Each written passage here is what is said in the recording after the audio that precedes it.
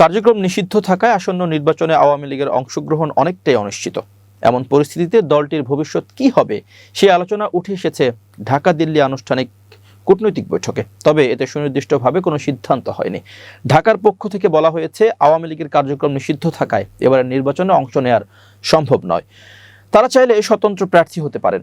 যাদের ইমেজ অপেক্ষাকৃত ক্লিন তাদের পক্ষে স্বতন্ত্র প্রার্থী হওয়ার ব্যাপারে সরকারের কোনো আপত্তি নেই। কিন্তু যাদের বিরুদ্ধে মামলা মোকদ্দমা রয়েছে কিংবা মানবতা বিরোধী অপরাধের সঙ্গে সংশ্লিষ্টতা আছে, তাদের এমন কাউকে নির্বাচনে অংশগ্রহণের সুযোগ দেওয়া হবে না।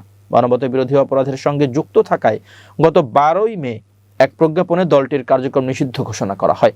যুক্তরাষ্ট্র সহ ইউরোপের কয়েকটি দেশের পক্ষ থেকেও আওয়ামী লীগের অংশগ্রহণ নিয়ে সরকারের সঙ্গে আনুষ্ঠানিক যোগাযোগ হয়। তাদেরকেও সরকার একই জবাব দেয়।